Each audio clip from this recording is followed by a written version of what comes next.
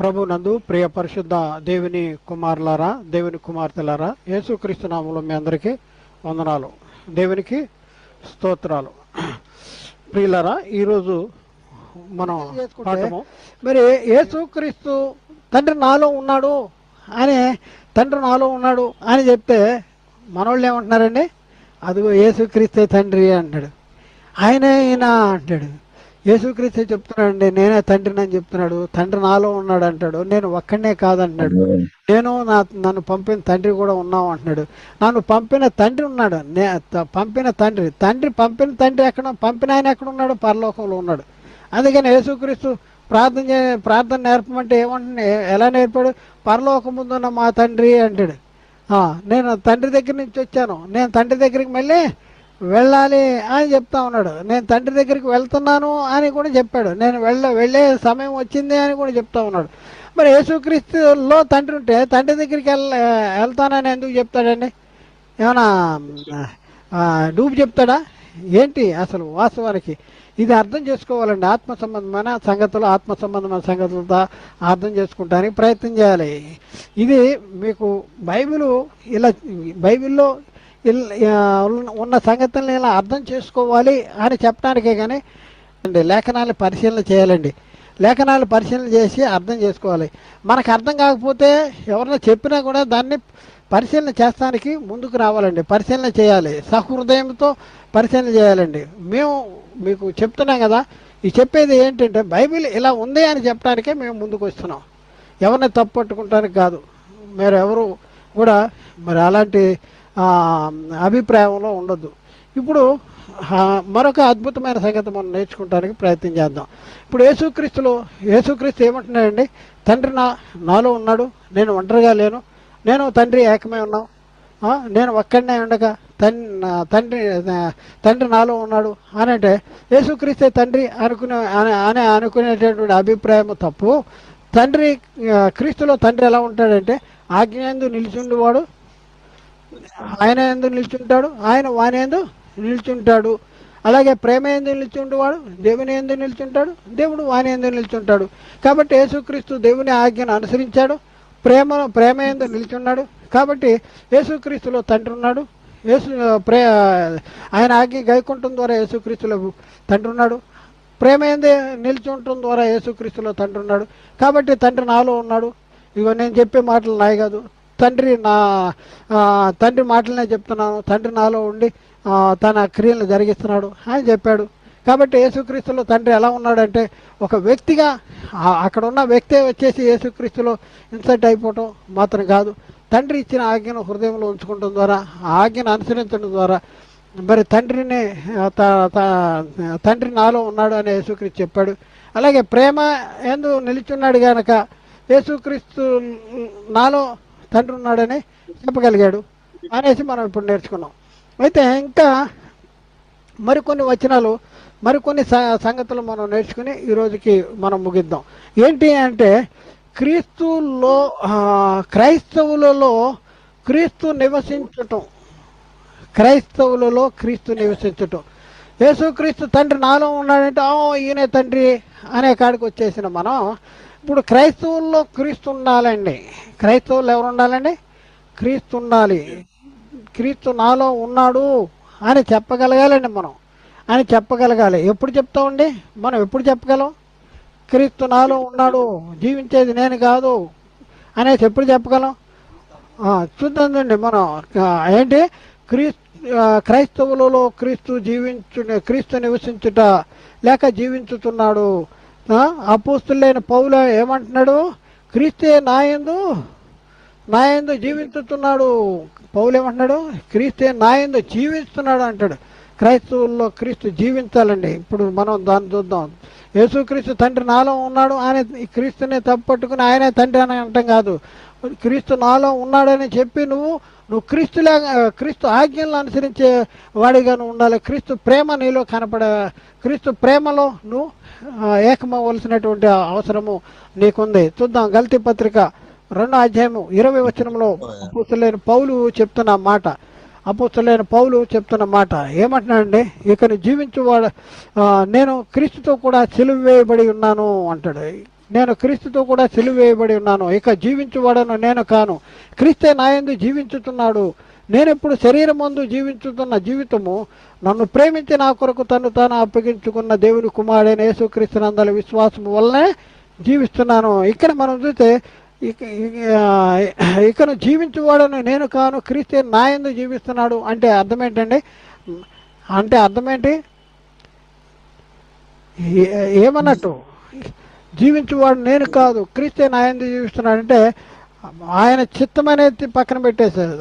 యేసుక్రీస్తు చిత్తము, యేసుక్రీస్తు ఆజ్ఞను హృదయంలో పెట్టుకున్నాడు. అందుకనే ఏమంటాడు? నేను ఇప్పుడు శరీరం ముందు జీవించుతున్న జీవితము నా కొరకు తను తాను అప్పగించుకున్నటువంటి దేవుని కుమారుని అందరి విశ్వాసం వలన, అంటే యేసుక్రీస్తు కోసమే నేను జీవిస్తున్నాను. యేసుక్రీస్తు మరి ఆయన ఆజ్ఞలు నేను హృదయంలో పెట్టుకుంటాను, ఆయన కలిగి ఉన్న ప్రేమను నేను జీవిస్తాను అని పౌలు చెప్తున్నాడు. అందుకనే పౌలు ఏమంటాడు? క్రీస్తు నాయందు జీవిస్తున్నాడు అంటాడు. అంటే క్రీస్తు ఆజ్ఞలను తన హృదయంలో ఉంచుకున్నాడు, క్రీస్తు ప్రేమ కలిగి ఉన్నాడు. అందుకనే క్రీస్తు నాలో ఉన్నాడు అని పౌలు చెప్పగలుగుతున్నాడు. చూద్దాం చూడండి, ఎవరిలో క్రీస్తు ఎవరిలో ఉండడు? క్రీస్తు ఉండదు ఎవరిలో ఉండడు? భ్రష్టునిలో ఉండడండి. భ్రష్టునిలో ఉండడు. భ్రష్టుడు. మీరు భ్రష్టులు కాని ఎడల ఎవరుంటారు? మీరు భ్రష్టులు కాకపోతే యేసుక్రీస్తు మీలో ఉంటాడని మిమ్మల్ని గురించి మీరే ఎరగరా అంటాడండి. చూద్దాం, ఆ వచనం కూడా చూద్దాం. 2 కొరింథీ పత్రిక 13వ అధ్యాయము 5వ వచనం. భ్రష్టుడు అంటే ఆజ్ఞను అతిక్రమించేవాడు, ఆజ్ఞను వ్యతిరేకించేవాడు, ఆజ్ఞను తిరస్కరించేవాడు, ప్రేమ లేనివాడు, మరణములో ఉన్నాడు, ప్రేమ లేనివాడు, వాడు భ్రష్టుడు. ఇక్కడ చెప్తున్నాడు చూడండి, 2 కొరింథీ 13వ అధ్యాయం 5వ వచనంలో, మీరు విశ్వాసము గలవారై ఉన్నారో లేరో మిమ్మల్ని గురించి మీరే శోధించుకొనిడి, మిమ్మల్ని మీరే పరీక్షించుకొనిడి. మీరు భ్రష్టులు కాని ఎడల యేసుక్రీస్తు మీలో ఉన్నాడని మిమ్మల్ని గురించి మీరే ఎరుగరా? యేసుక్రీస్తు మీలో ఉన్నాడు. చూడండి ఎంత అద్భుతం పౌలు చెప్తున్నా ఉన్నాడు. యేసుక్రీస్తు మీలో ఉన్నాడు, నాలో ఉన్నాడు అని చెప్పిన పౌలే మీలో కూడా ఉన్నాడే. యేసుక్రీస్తు మీలో ఉన్నాడు అంటాడు. మీలో ఉన్నాడా? ఆలోచించుకోండి. తండ్రి నాలో ఉన్నాడు అని యేసుక్రీస్తు చెప్తే ఆయనే తండ్రి అంటున్నాడు. ఇప్పుడు నువ్వు ఎలా ఉండాలి అని బైబిల్ చెప్తుంది. పౌలు చెప్తున్నట్టు యేసుక్రీస్తు నాలో ఉన్నాడు, క్రీస్తే నాయందు జీవిస్తున్నాడు అని చెప్పాలి. అలాగే పౌలు చెప్తున్నప్పుడు యేసుక్రీస్తు మీలో ఉన్నాడని మిమ్మల్ని గురించి మీరే ఎరగరా? అవును, ఎరగట్లేదు. ఎరగకపోవటం ద్వారానే యేసుక్రీస్తు మాటలను అపార్థం చేసుకుంటున్నారు. బైబిల్లో మన గురించి రాయబడిన సంగతులు మనం గ్రహించాలండి. ముందు మన గురించి రాయబడిన సంగతులు, పరిశుద్ధాత్ముడు మన గురించి రాయబడిన సంగతులు మనం గ్రహించినప్పుడే మనం ఆ క్రీస్తుని గురించి మనం అర్థం చేసుకోగలమండి. అందుకనే చెప్తున్నా, ఆత్మ సంబంధమైన సంగతులతో సరిచూసుకోవలసినటువంటి అవసరం ఉంది. అక్కడ రోమపత్రిక 8వ అధ్యాయము 10వ వచనం అండి. రోమపత్రిక 8వ అధ్యాయము 10వ వచనం. ఇక్కడ కూడా మనం చూసుకుంటే, క్రీస్తు మీలో నున్న ఎడల మీ శరీరము పాప విషయమే మృతమైనది గాను, మీ ఆత్మ నీతి విషయమే జీవము కలిగి ఉన్నది అంటాడు. క్రీస్తు మీలో ఉన్నాడు ఎలా అంటే, క్రీస్తు మీలో ఎలా ఉంటాడండి? క్రీస్తు నాలో ఉన్నాడు అని మనం ఎలా చెప్పగలం? ఆయన ఆజ్ఞలు మనలో ఉంటే క్రీస్తు నాలో ఉంటాడు. ఆజ్ఞలు ఉంటే ఏమవుద్దంట? క్రీస్తు మీలో ఉన్నాడు, మీ శరీరము పాప విషయంలో మృతమైనది గాను, మీ ఆత్మ నీతి విషయంలో జీవము కలిగి ఉంటుంది. క్రీస్తు మీలో ఉన్నాడలా అంటాడు. మీలో ఉండాలా అక్కర్లేదా? క్రీస్తు మనలో ఉండాలా అక్కర్లేదా? క్రీస్తు ఉండాలండి. యేసుక్రీస్తులో తండ్రి ఉండాలా అక్కర్లేదండి? ఉండాలి కనుక తండ్రి నాలో ఉన్నాడు అన్నాడు. ఎందుకన్నాడు? ఆయన ఆజ్ఞలు గైకుంటున్నాడండి. ఆజ్ఞలు గైకుంటూ తండ్రి నాలో ఉన్నాడని చెప్పగలిగాడు. మరి మనం యేసుక్రీస్తుని అపార్థం చేసుకుంటే మరి నిన్ను గురించి రాయబడిన మాటలు నువ్వు ఎలా అర్థం చేసుకోగలవు? ఒకసారి ఆలోచించుకోవాల్సిన అవసరం ఉంది. ఇంకా మనం పరిశీలన చేద్దామండి. 2 కొరింథీ పత్రిక 13వ అధ్యాయము 3వ వచనంలో 13వ అధ్యాయము 3వ వచనం మనం చూద్దామండి. ఇక్కడ మనం చూసుకున్నప్పుడు, క్రీస్తు నాయందు పలుకుతున్నాడనే రుజువు కోరుతున్నారా? ఆయన మీ ఎడల బలహీనుడు కానీ మీ యందు శక్తివంతుడై ఉన్నాడు. క్రీస్తు నాయందు పలుకుతున్నాడు అంటాడు. యేసుక్రీస్తు ఏమన్నాడండి? తండ్రి నాలో ఉండి తన క్రియలను జరిగిస్తున్నాడు. తండ్రి తన క్రియలను జరిగిస్తున్నాడు. నేను మీతో మాట్లాడే మాటలు నా మాటలు కాదు, ఆయన దగ్గర ఏది విన్నానో ఆ మాటలే మాట్లాడుతున్నా అన్నాడు. ఇక్కడ ఏమంటున్నాడు? క్రీస్తు నాయందు పలుకుతున్నాడని రుజువు కోరుతున్నాడు. క్రీస్తే నాయందు పలుకుతున్నాడు అని మీకు రుజువు కావాలా అని అడుగుతున్నానండి ఇక్కడ. అలాగే గల్తీ పత్రిక 1వ అధ్యాయము 16-17 వచనాల్లో మనం చూసుకున్నప్పుడు 1వ అధ్యాయం 16-17 వచనాల్లో ఆయనను నాయందు బయలుపరతను అనుగ్రహించినప్పుడు మనుష్య మాత్రులతో నేను సంప్రదించలేదు. నాకంటే ముందుగా అపోస్తలులైన వారి యొద్దకు యెరూషలేముకైనను వెళ్ళలేదు, కానీ వెంటనే అరేబియా దేశమునకు వెళ్ళి తిని పిమ్మట దమస్కునకు పట్టణము తిరిగి వచ్చి తిని అంటాడు. ఏమంటున్నాడంటే ఆయనను నాయందు బయలుపరత ఉద్దేశించినప్పుడు ఎవరిని? దేవుడంట యేసుక్రీస్తుని పౌల్లో బయలుపరచాలని ఉద్దేశించాడంట. అందుకనే పౌలు ఏమంటున్నాడు? జీవించేది నేను కాదు, క్రీస్తే నాయందు జీవిస్తున్నాను అంటాడు. అలాగే 2వ కొరింథీ పత్రిక 11వ అధ్యాయంలో మనం చూసుకున్నప్పుడు 10-11 వచనాలు ఇక్కడ మనం చూసుకుంటే క్రీస్తు సత్యము నాయందు ఉండటం వలన అంటున్నాడు. క్రీస్తు సత్యము నాయందు ఉండటం వలన, క్రీస్తు సత్యము అంటే క్రీస్తు సత్యం అంటే వాక్యము ఆజ్ఞలు నాయందు ఉన్నాయి అంటున్నాడు. క్రీస్తు సత్యము. అలాగే గల్తీ పత్రిక 3వ అధ్యాయము 27-28 వచనాల్లో క్రీస్తులోనికి బాప్తిజం పొందిన మీరందరూ క్రీస్తును ధరించుకొని ఉన్నాము. ఎక్కడ ధరించుకున్నాం? క్రీస్తులోనికి బాప్తిజం పొందిన మీరందరూ క్రీస్తును ధరించుకున్నాం. మనం ఏమంటున్నాం అంటే క్రీస్తు నాలో ఉన్నాడు. క్రీస్తుని ధరించుకుంటాం అంటే అర్థం ఏంటి? క్రీస్తు యొక్క స్వభావము, క్రీస్తు యొక్క గుణ లక్షణాలు ఎప్పుడైతే ఉన్నాయో ఆయన అనుసరించేవారుగా మనం ఉంటాం. అలాగే మనం చూస్తే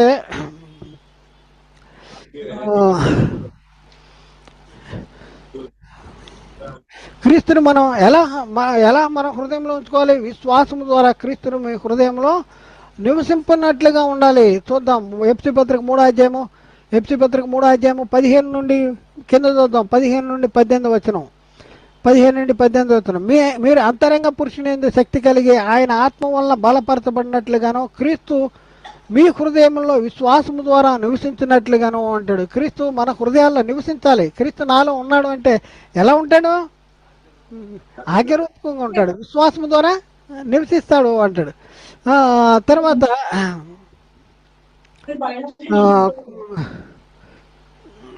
కొలసి పత్రికలో 1వ అధ్యాయం 27 వచనం. అన్య జనులలో ఈ మర్మం యొక్క మహిమైశ్వర్యం ఎట్టిదో అనగా మీ అందున్న క్రీస్తు మహిమా నిరీక్షణయే ఉన్నాడు అంటాడు. మీ అందున్న క్రీస్తు ఎవరంట? మీ అందున్న క్రీస్తు మహిమా నిరీక్షణయే ఉన్నాడు అనేసి ఇక్కడ చెప్తా ఉన్నాడు. కాబట్టి ఇప్పుడున్న పరిస్థితుల్లో మనం చూస్తే మనం ఎవరిలో ఉండాలి? మళ్ళీ ఎవరు ఉండాలి? కాగా ఎవడైనాను క్రీస్తునందు ఉన్నాయడలా వాడు నూతన సృష్టి. మనం క్రీస్తులో ఉంటే మళ్ళీ ఎవరు ఉంటారు? క్రీస్తులో ఉంటారు. క్రీస్తునందు ఉన్నాయడంటే ఆయన ఆజ్ఞను గైకుంటే క్రీస్తునందు ఉంటాం మనం. ఆయన ఆజ్ఞ గైకున్నప్పుడు ఆయన ఎందు ఉంటాం.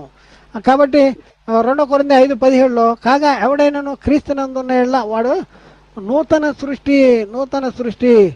కాబట్టి ఇప్పుడున్న పరిస్థితుల్లో మనలో ఎవరుండాలి? క్రీస్తు ఉండాలంటే ఎవరుండాలి?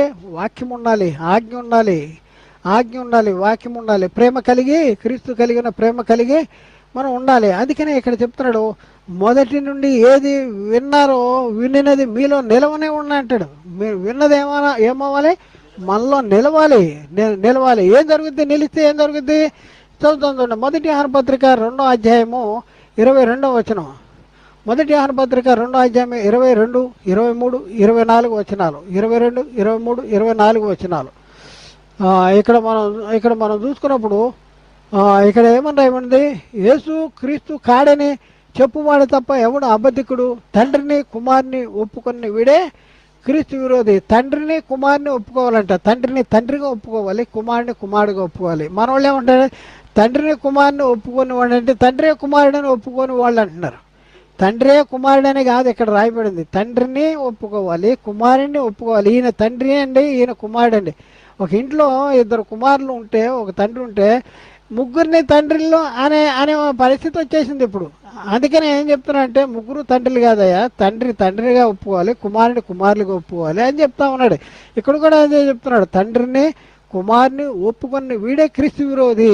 ఆ 23వ వచనంలో కుమారుని ఒప్పుకొని ప్రతివాడు తండ్రిని ఒప్పుకొనని ప్రతివాడు తండ్రిని అంగీకరించువాడు కాడు. కుమారుని ఒప్పుకునేవాడు తండ్రిని అంగీకరించువాడు.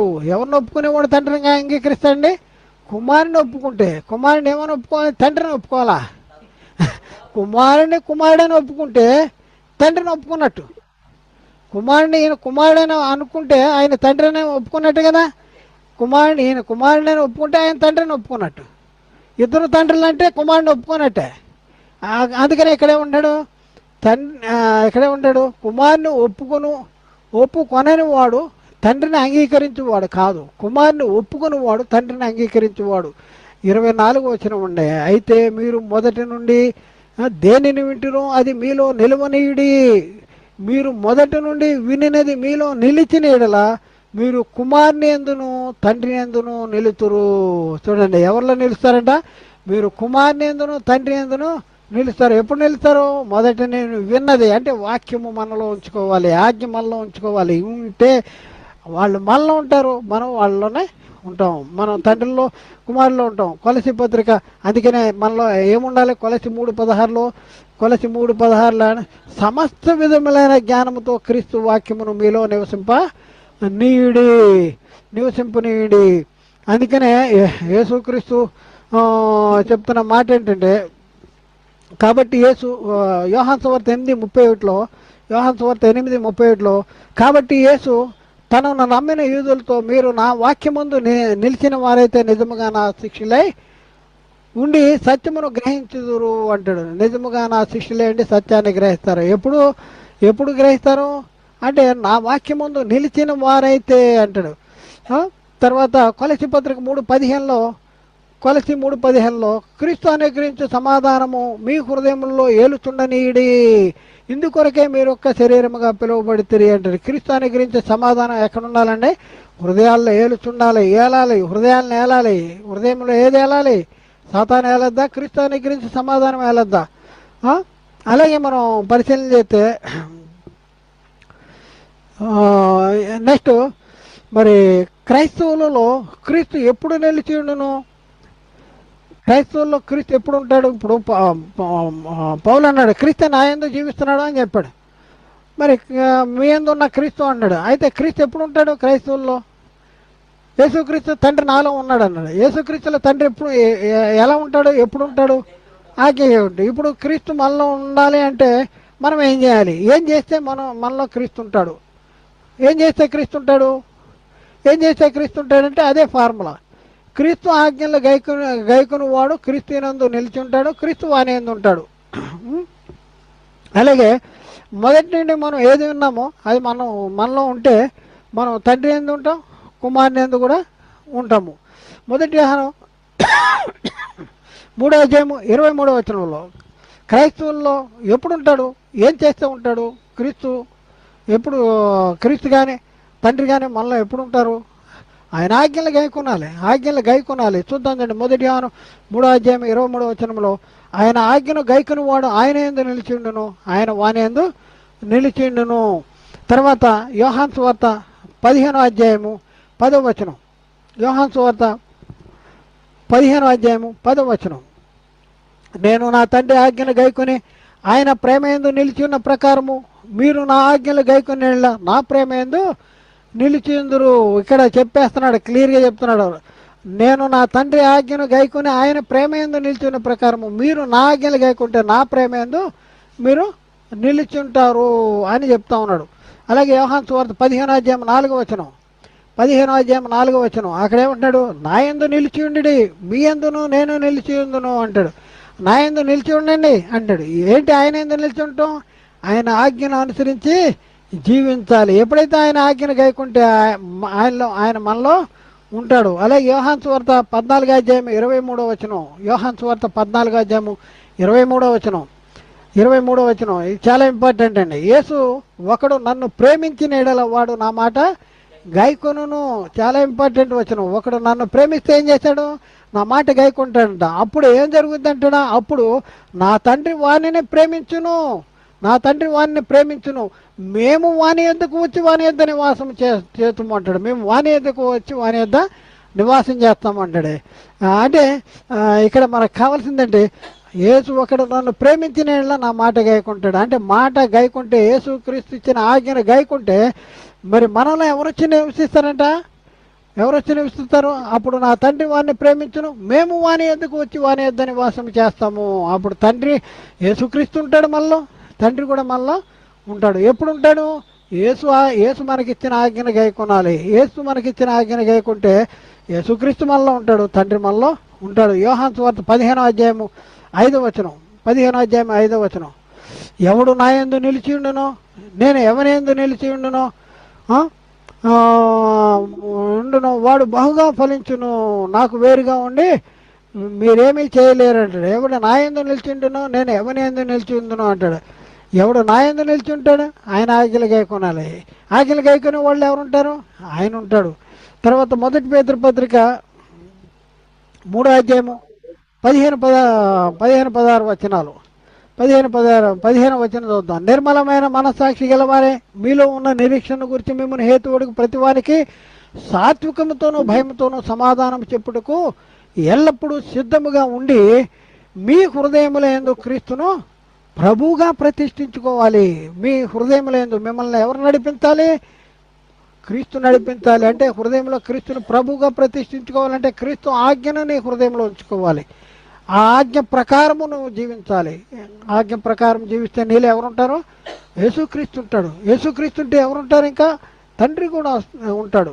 చూడండి, మొదటి యోహాను పత్రిక 2వ అధ్యాయం 28వ వచనం, మొదటి యోహాను పత్రిక 2వ అధ్యాయం 28వ వచనం.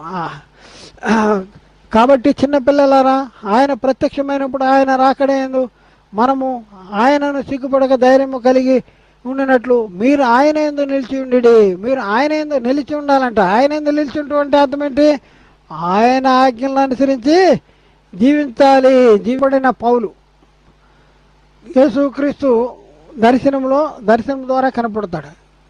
ఈయన పడిపోతే ఆయన అడుగుతాడు, ప్రభువా నువ్వు ఎవడవు అని. అంటే అప్పుడు ఏమన్నాడు? నేను నీవు హింసించుతున్నా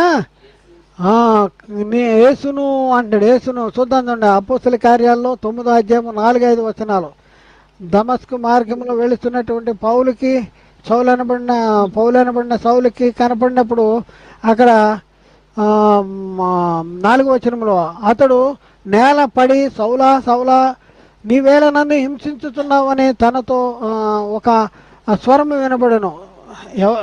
సౌలా సౌలా నీవేళ నన్ను హింసించుతున్నావు, నీవేంటి నన్ను హింసిస్తున్నావు అంటాడు.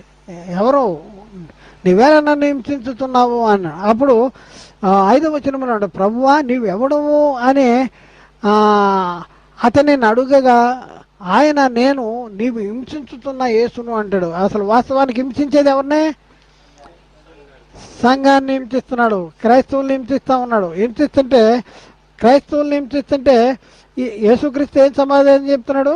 నీవు హింసించుతున్నా యేసుని నేనే. అంటే సంఘాన్ని హింసిస్తే ఎవరిని హింసించినట్టు? అంటే ఆయన ఆజ్ఞను గైకుని వాళ్ళు, యేసుక్రీస్తు ఆజ్ఞను వాళ్ళు గైకుంటుంటే యేసుక్రీస్తులు ఎవరున్నట్టు? సంఘంలో ఎవరున్నట్టు? యేసుక్రీస్తులో సంఘం ఉంది, సంఘంలో యేసుక్రీస్తు ఉంది. కాబట్టి నీవు హింసించుతున్నా యేసును అంటున్నాడు. అంటే సంఘంలో ఎవరున్నారు? క్రీస్తున్నాడు. సంఘంలో క్రీస్తున్నాడు. అంటే సంఘంలో క్రీస్తున్నాడు అంటే అర్థం ఏంటి? సంఘము క్రీస్తు ఆజ్ఞ ప్రకారము నడుచుకుంటున్నారు. ఆయన ఆజ్ఞను గైకొని వాడు ఆయన ఎందు నిల్చుంటాడు, ఆయన వాని ఎందు నిల్చుంటాడు. అందుకని ఇక్కడే ఉంటాడు, ప్రభువా నీవెవడు అంటే ఆయన నీవు హింసించుతున్నా యేసును. అపోస్తుల కార్యాలు 9వ అధ్యాయం 4-5 వచనాలు. అలాగే అపోస్తుల కార్యాలు 26వ అధ్యాయం 14-15 వచనాలు. అపోస్తుల కార్యాలు 26వ అధ్యాయం 14-15 వచనాలు.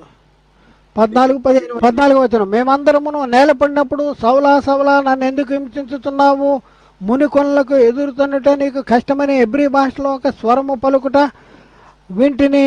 అప్పుడు నేను ప్రభువా నీవెవడవని అడుగగా ప్రభువు నేను నీవు హింసించుతున్న యేసును అంటున్నాడు.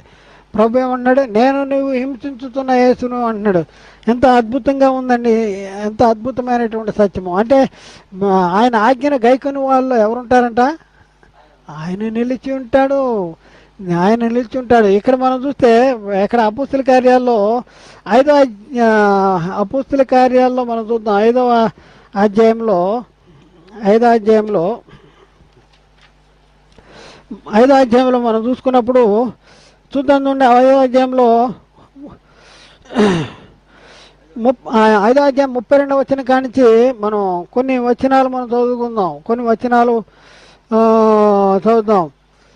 39వ వచనం వరకు, 33 నుంచి 39. వారు ఈ మాట విని అత్యాగ్రహము తెచ్చుకుని వీనిని చంపనుద్దేశింపగా సమస్త ప్రజల వల్ల ఘనత నొందిన వాడును ధర్మశాస్త్రోపదేశకుడైన గమలియేలు ఒక మనుష్యుడు మహాసభలో తేరి చూచి ఈ మనుషులను కొంతసేపు వెలుపట ఉంచండి అంటాడు. ఎవరిని? అపోస్తలుని. వాళ్ళు హింసించాలని ప్రయత్నం చేస్తున్నారు. అలాంటి పరిస్థితుల్లో ఏమంటాడు, గమలీయేలనే ఒక ఆయన వచ్చి ఒక ధర్మశాస్త్రోపదేశకుడైన గమలీయేలనే ఒక పరిసేయుడు మహాసభ ఎదుట తేరు చూచి ఈ మనుషులను కొంతసేపు వెలుపటం ఉంచుడని ఆజ్ఞాపించాడంట. వారితో చెప్పాడు. చెప్పి ఏమన్నాడు, ఇశ్రాయేలీలారా, ఈ మనుషుల విషయమే మీరేమి చేయబోతున్నారు? ఈ మనుషుల విషయమే మీరేం చేయబోతున్నారు? వీళ్ళని ఏం చేయాలనుకుంటున్నారు? మీరు జాగ్రత్తగా ఉండండి. ఎందుకు జాగ్రత్తగా ఉండండి అంటే, ఎందుకో తెలుసా అనేసి చెప్తా ఉన్నాడు. ఈ మనుషుల్ని హింసిస్తే ఎవరిని హింసించినట్టు? దేవుని హింసించినట్లు అవుద్ది. మనుషులు ఎవరి ఆజ్ఞల ప్రకారం, దేవుని చిత్త ప్రకారం వీళ్ళు జరిగిస్తూ ఉన్నారు కాబట్టి దేవుని హింసించినట్లు అవుద్ది అనేసి వాళ్ళకి చరిత్ర చెప్తున్నాడు. ఎవరు చెప్తున్నారు చరిత్ర? ధర్మశాస్త్రోపదేశకుడైన గమలీయేలనే అతను చెప్తా ఉన్నాడు మహాసభలో. ఈ 36వ వచనం, ఈ దినములకు మునుపు దూద లేచి తానొక గొప్పవాడిని చెప్పుకొని ఇంచుమించు నన్నూరు మందిని మనుషులను వారితో కలుసుకొనిరి. వాడు చంపబడును, వానికి లోబడిన వారందరూ చెదిరి వెర్దులేరి. ఆ తర్వాత ఏం చెప్తున్నాడు 37వ వచనంలో, వానికి తర్వాత జనసంఖ్య దినములలో గలిలీయుడైనటువంటి యోధ అను ఒకడు వచ్చి ప్రజలను తనతో తిరుగుబాటు చేయ ప్రేరేపించెను. వాడును నశించెను, వానితో కూడా ఉన్నవారును చెదిరిపోయేరి. ఆ చెదరిపోతే ఏమవుద్ది అని అంటే ప్రశ్న అయితే ఇక్కడ చెప్తారు. కాబట్టి నేను మీతో చెప్పినది ఏమనగా, ఈ మనుషుల జోలికి పోక వారిని విడిచిపెట్టుడి. ఈ ఆలోచన అయినను, చూడండి అద్భుతమైన మాట చెప్తున్నాడు, ఈ ఆలోచన అయినను ఈ కార్యమైనను మనుషుల వలన కలిగినదాయన అది వ్యర్థమగును, దేవుని వలన కలిగినదాయన మీరు వాణిని వ్యర్థపరచలేరు.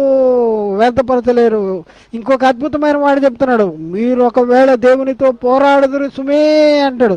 దేవునితో పోరాడతారు. అవునండి, మనలో ఉన్నవాడు ఎవరండి? మనలో ఉన్నవాడు లోకంలో ఉన్నవాడి కంటే గొప్పవాడు మనలో ఉన్నాడండి. కాబట్టి ఇప్పుడున్న పరిస్థితుల్లో యేసుక్రీస్తు తండ్రి నాలో ఉన్నాడంటే అమ్మో ఈయనే తండ్రి అండి అనే కాడికి వచ్చేది. ఈరోజు క్రైస్తవులు నాలో ఎవరున్నారని చెప్పగలగాలండి? ఎవరున్నారు? నాలో దేవుడు ఉన్నాడు, నాలో తండ్రి ఉన్నాడని చెప్పాలి, నాలో యేసుక్రీస్తు ఉన్నాడని చెప్పాలి. యేసుక్రీస్తు నీలో ఉంటే నీలో ఎవరుంటారు? తండ్రి కూడా ఉంటాడు. ఇంకా మనం పరిశీలన చేసుకుంటే ఇదే 5వ అధ్యాయంలో మనం చూస్తే అన్నయ్య సప్పీరాలు ఉన్నారండి. వీళ్ళు ఎవరితో అబద్ధమాడింది మనకు తెలుసు కదా. అందరూ పొలం చరస్థిరాస్తులు అమ్ముతున్నారు. వీళ్ళకి పొలం ఉంది, పొలం అమ్మేసి కొంత డబ్బు తెచ్చారు. తెచ్చి ఏం చేశారు? కొంత సొమ్ము దాచుకొని మిగిలిన తీసుకెళ్ళి అపోస్తలుల దగ్గరికి తీసుకెళ్తే, ఇంతకే అమ్మేవా అంటే, అవును ఎంతకే అమ్మేవా అంటున్నాడు. అన్నయ్య పడిపోయాడు. ఆ తర్వాత సప్పీరా వచ్చింది, ఏమ్మా ఎంతకే అమ్మారంటే, అవును ఎంతకే అమ్మామంటే, ఎవరిని మోసపుచ్చుతున్నాడు? పరిశుద్ధాత్మని మోసపుచ్చడానికి మీరు 9వ వచనం 5వ అధ్యాయము 9వ వచనం 5వ అధ్యాయము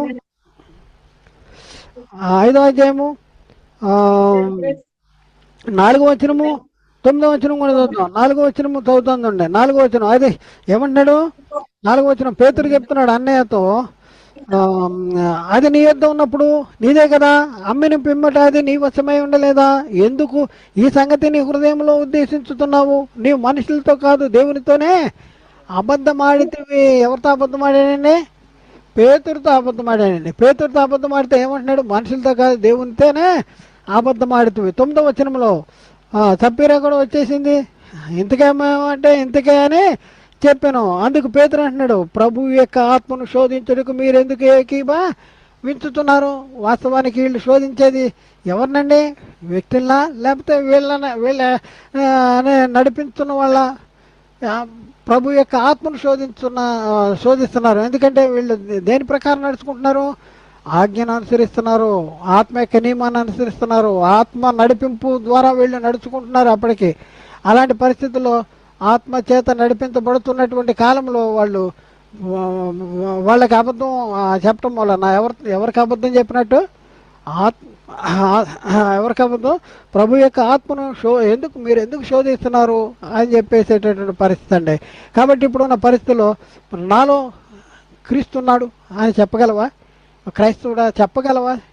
యేసుక్రీస్తు తండ్రి నాలో ఉన్నాడంటే అదిగోండి యేసుక్రీస్తే తండ్రి అని చెప్పేటటువంటి భయంకర భ్రష్టత్వంలోనికి సాతాను మనల్ని తీసుకొచ్చేసాడు. మనం ఎలాంటి భయంకర భ్రష్టత్వంలో ఉన్నామో మనం ఒకసారి గుర్తుంచుకోవాలి. తండ్రి నాలో ఉన్నాడు, యేసుక్రీస్తు నాలో ఉన్నాడు అని చెప్పగలిగేటటువంటి స్థితిలో నీవు ఉండాలి. ఆ స్థితిలో ఉండాలంటే ఆయన ఆజ్ఞను గైకొనాలి, ప్రేమ యందు నిలిచి ఉండాలి. అప్పుడేను నీలో ఉండగలడు. కాబట్టి క్రైస్తవుల్లో ఎవరిని నివసించాలి? దేవుడు నివసించాలి అక్కర్లేదా? దేవుడు ఎప్పుడు నివసిస్తాడు? దేవుడు కూడా నివసించాలి. యేసుక్రీస్తు నివసించాలి, యేసుక్రీస్తు నివసిస్తే దేవుడు నివసించాలి. 2 కొరింథీ పత్రిక 6:16 వచనం. 2 కొరింథీ 6:16 వచనం. దేవుని ఆలయమునకు విగ్రహమునకు ఏమి పొందిక? మనము జీవము గల దేవుని ఆలయమే ఉన్నాము. అందుకు దేవుడు ఇలాగ సెలవిచ్చుతున్నాడు, నేను వారిలో నివసించి సంచరించుదును, నేను వారి దేవుడనైందును, వారు నాకు ప్రజలైందురు అంటాడు. నేను వారిలో నివసించి సంచరించదును అంటాడు. వారిలో నివసించి సంచరిస్తాను అంటాడు. నేను వారి దేవుడినైందును, వారు నాకు ప్రజలైందురు. మనలో ఎప్పుడు దేవుడు నివసిస్తాడు? ఆయన ఆజ్ఞ మనలో ఉంటే దేవుడు మనలో ఉంటాడు. కాబట్టి క్రైస్తవుల్లో దేవుడు ఎప్పుడు నిలిచి ఉంటాడంటే ఎప్పుడు నిలిచి ఉంటాడు? ఈ కొన్ని ఉన్నాయి, రాసుకోండి. క్రైస్తవుల్లో దేవుడు ఎప్పుడు ఉంటాడు? క్రైస్తవుల్లో దేవుడు ఎప్పుడు ఉంటాడు అంటే, ఒకటి ప్రేమ యందు నిలిచి ఉండేవాడు దేవుని యందు నిలిచి ఉంటాడు. 1 యోహాను పత్రిక 4:16. రెండవది మనము ఒకరినొకడు ప్రేమించిన ఎడల దేవుడు మన యందు నిలిచిండును. రెండోది ఏంటి? మనం ఒకరిని ఒకళ్ళు ప్రేమించిన ఎడల దేవుడు మన యందు నిలిచి ఉంటాడు. 1 యోహాను పత్రిక 4:12-13 వచనాలు. 1 యోహాను పత్రిక 4:12-13 వచనాలు. మనలో దేవుడు ఎప్పుడు ఉంటాడంటే, మనం ఒకరిని ఒకళ్ళు ప్రేమించిన దేవుడు మన యందు నిలిచి ఉంటాడు. తర్వాత యేసు దేవుని కుమారుడని ఎవడు ఒప్పుకొనిలో వాళ్ళలో దేవుడు నిలిచి ఉంటాడంట. దేవుడు మనలో ఎప్పుడు ఉంటాడు? యేసు దేవుని కుమారుడని ఎవడు ఒప్పుకుంటే వాళ్ళలో దేవుడు. ఏసే తండ్రి అన్నాడు అనుకోండి, వాళ్ళలో దేవుడు ఉండడు. యేసు దేవుని కుమారుడని ఒప్పుకోవాలి. సంఘము దేని మీద కట్టబడింది? యేసు దేవుని కుమారుడనే బండ మీద కట్టబడింది. పేతురు ఏమని ఒప్పుకున్నాడు? పేతురు, నీవు సర్వోన్నతుడమైన దేవుని కుమారుడమైన క్రీస్తు అంటే, పేతురు బర్యోనా నీవు ధన్యుడు, పరలోకముందున్న నా తండ్రి నీకు బయలుపరిస్తేనే కానీ ఈ సంగతి నరులు నీకు తెలియపరచలేదు. మరియు పేతురు, ఈ బండ మీద నువ్వేదైతే ఒప్పుకున్నావో యేసు దేవుని కుమారుడైన క్రీస్తు అనే బండ మీద నా సంఘాన్ని కడతా అన్నాడు. కాబట్టి యేసు దేవుని కుమారుడైన ఎవడు ఒప్పుకుంటాడు వాళ్ళలోనే దేవుడు నిలిచి ఉంటాడు. మరొక మాట, మరొకటి, ఇది 1 యోహాను పత్రిక 4:15 వచనం రిఫరెన్స్. 1 యోహాను 4:15 వచనం. మరొక 4:15 అదే యేసు దేవుని కుమారుడైన ఎవడు ఒప్పుకున్నో వాళ్ళలో దేవుడు నిలిచి ఉంటాడు. తర్వాత మరొక మాట ఏంటంటే, మనము దేవుని కుమారుడైన యేసుక్రీస్తునందు ఉన్న వారమే సత్యవంతుని యందు ఉన్నాము. యేసుక్రీస్తులో ఉంటేనే సత్యవంతుని యందు ఉంటావు. 1 యోహాను పత్రిక 5:19-20 వచనాలు. 1 యోహాను పత్రిక 5:19-20 వచనాలు. మనము దేవుని కుమారుడైన యేసుక్రీస్తునందు ఉన్న వారమై సత్యవంతుని యందు. యేసుక్రీస్తులో ఉంటేనే సత్యవంతు. యేసుక్రీస్తులో వితౌట్ క్రీస్తు నువ్వు దేవుని దగ్గరికి వెళ్ళవు. క్రీస్తు ద్వారా తప్ప తండ్రి దగ్గరికి. ఎందుకంటే ఆయన ఏంటి? మధ్యవర్తి, ఆయన అడ్వకేట్. ఆయన ద్వారానే తప్ప తండ్రి దగ్గరికి వెళ్ళే పరిస్థితి. కాబట్టి దేవుని కుమారుడైన యేసుక్రీస్తు నందు ఉండాలి. అందుకనే మనం ఏమంటున్నాం, బాప్తిజం ఎవరి నామంలో తీసుకోవాలని అంటున్నాము? యేసుక్రీస్తు నామంలో బాప్తిజం తీసుకోవాలని అంటున్నాం. యేసుక్రీస్తుని ధరించుకుంటేనే తండ్రిని ధరించుకున్నట్లు ఉంది, తండ్రి కూడా ధరించుకున్నట్లు ఉంది.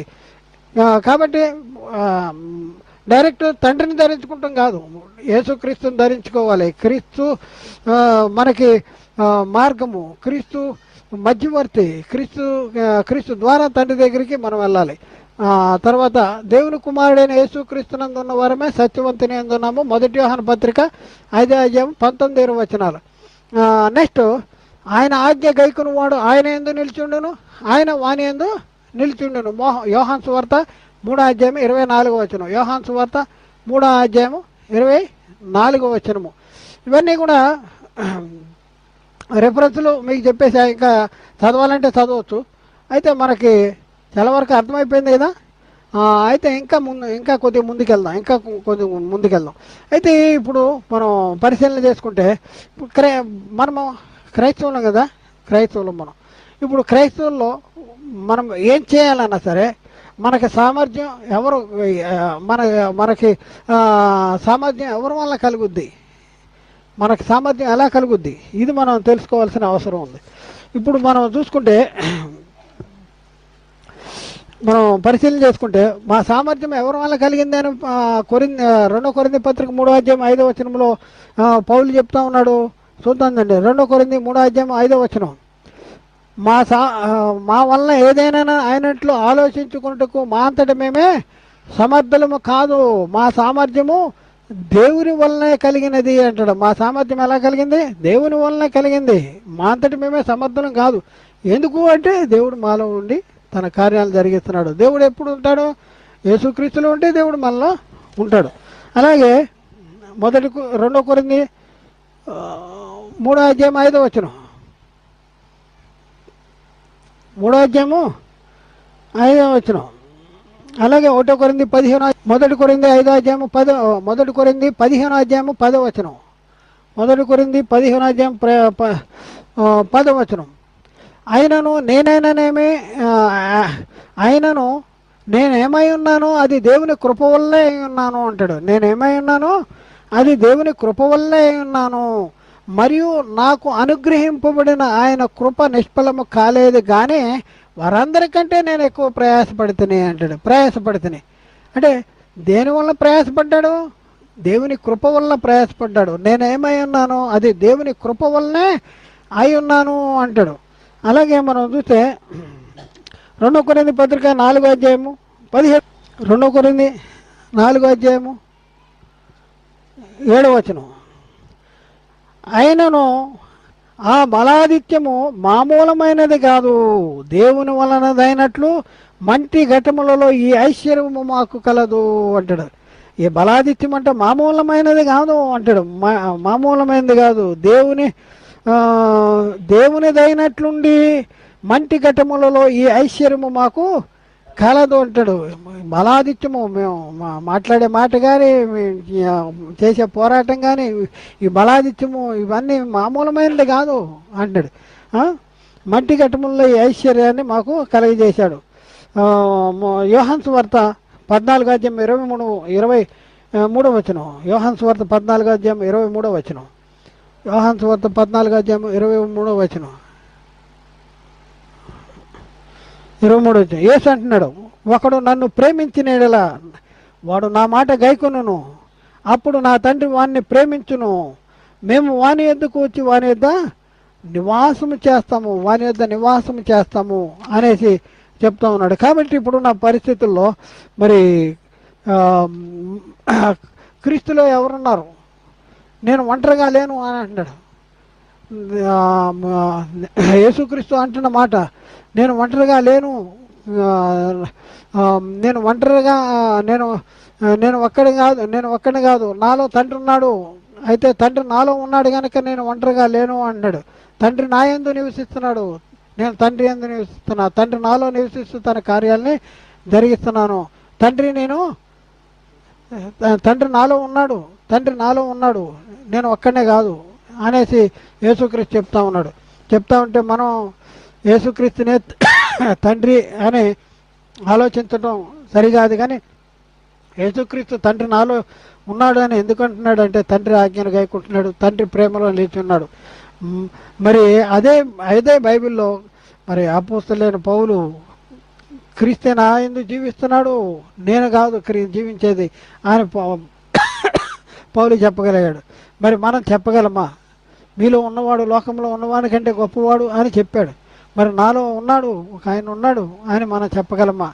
మనం యేసుక్రీస్తునందు ఉంటే, ఆయన ఆజ్ఞను గైకుంటే మరి మనం క్రీస్తులోను తండ్రిలోనూ ఉంటాం. మరి వారు వచ్చి మనలో నివాసం చేస్తారు. మరి ప్రియ సహోదరుడా, ప్రియ సహోదరి, మరి నీలో ఎవరున్నారు ఒకసారి గమనించు. నీలో దుష్టుడున్నాడా? మీలో భ్రష్టుడున్నాడా? మీరు భ్రష్టులు కాని ఎడల యేసుక్రీస్తు మీలో ఉన్నాడని మిమ్మల్ని గురించి మీరే ఎరగరా? మీరు ఎరిగితే యేసుక్రీస్తుని గుర్తిస్తారు. మిమ్మల్ని గురించి మీరు ఎరిగితే యేసుక్రీస్తుని గుర్తిస్తారు. యేసుక్రీస్తుని పోతున్నాం కనుక మన గురించి మనమే ఎరగలేకపోతున్నాం. మన గురించి మన పరిస్థితి ఏంటి? మనలో ఎవరు ఉండాలి? మనం ఎవరి చిత్త ప్రకారం మనం నడుచుకోవాలి? మరి నాలో ఎవరున్నారు? మరి ఇవన్నీ కూడా మనం తెలుసుకోవాల్సిన అవసరం ఉంది, గ్రహించవలసిన అవసరం ఉంది. గ్రహించి వాటిని అనుసరించి మనం జీవించవలసిన అవసరం ఉంది. అలా జీవిస్తేనే మనం తండ్రిలోనూ మరి యేసుక్రీస్తులోను తండ్రిలోనూ మనం ఉంటాం. మరి మనం క్రీస్తులోనూ తండ్రిలోనూ లేకపోతే మన పరిస్థితి ఏంటంటే భ్రష్టత్వము అలాంటి భయంకరమైనటువంటి పరిస్థితి మరి మనలో చోటు చేసుకుంటుంది. కాబట్టి నువ్వు యేసుక్రీస్తుని తండ్రిని ఎరగటమే నిత్యజీవం ఉంది. అద్వితీయ సత్యదేవుడు అయిన నీవు పంపిన యేసుక్రీస్తుని ఎరగటమే నిత్యజీవం. కాబట్టి ఇప్పుడు యేసుక్రీస్తుని గురించి మనం తెలుసుకోవాల్సిన అవసరం ఉంది. యేసుక్రీస్తుని గురించి, తండ్రిని గురించి కూడా మనం తెలుసుకోవాల్సింది అవసరం ఉంది. తండ్రిని తండ్రిగా గుర్తించాలి, కుమారుడిగా గుర్తించాలి. మరి క్రీస్తు నాలో తండ్రి ఉన్నాడు, నేను ఒక్కడనే కాదు, తండ్రి యందు నేను, నా యందు తండ్రి ఉన్నాం అంటే యేసుక్రీస్తే తండ్రి అయిన దేవుడు అనేటటువంటి అపోహ మనలోంచి తొలగిద్దాం. తండ్రిని తండ్రిగా, కుమారుడిగా గుర్తిద్దాం. యేసుక్రీస్తు మాత్రమే కాదు, మనం కూడా నాలో తండ్రి ఉన్నాడు అని చెప్పగలగాలి, నాలో క్రీస్తు ఉన్నాడు అని చెప్పగలగాలి. నాలో క్రీస్తు ఉన్నాడు, నాలో తండ్రి ఉన్నాడు. లోకంలో ఉన్నవాని కంటే మరి నాలో ఉన్నవాడు చాలా గొప్పవాడు కనుక నేను లోకాన్ని జయించాను అని చెప్పగలిగేటటువంటి జ్ఞానము, వివేకము, ఆలోచన, అలాంటి క్రియలు మనం జరిగిద్దాం. మరి చెప్పబడిన మాటలు మరి గ్రహించడానికి ప్రయత్నం చేయండి, అర్థం చేసుకోవడానికి ప్రయత్నం చేయండి. ఇది అర్థం చేసుకోవాలండి. ఆత్మ సంబంధమైన సంగతులతో అర్థం చేసుకోవడానికి ప్రయత్నం చేయాలి. ఇది మీకు బైబిల్లో ఉన్న సంగతులను ఇలా అర్థం చేసుకోవాలి అని చెప్పడానికే కానీ మీకు ఏమి తెలియదని మేము మీకు అంటే మీకంటే మేము ఎక్కువ జ్ఞానవంతులమని కానీ మేము ఆ సంగతి మేము ఎప్పుడూ ఆలోచించట్లేదు. మా ఉద్దేశం ఏంటంటే ఎవరిని తప్పు పట్టాలని, కించపరచాలని, ఎవరిని మరి ఇది చేయాలని తక్కువగా అంచనా వేయటం కాదు. మీకు కూడా చాలా జ్ఞానం ఉంది. అయితే ఈ జ్ఞానము మీకున్న జ్ఞానము దేవుని చిత్తానుసారంగా మరి ఉండవలసిన అవసరం ఉంది. ఆ పౌలు మరి ఇశ్రాయేలీల గురించి చెప్తాడు. ఏంటంటే ఇశ్రాయేలీలు రక్షణ పొందవలన నా హృదయాభిలాషి వారి విషయమై నేను దేవునికి చేయి ప్రార్థనే ఉందంటాడు.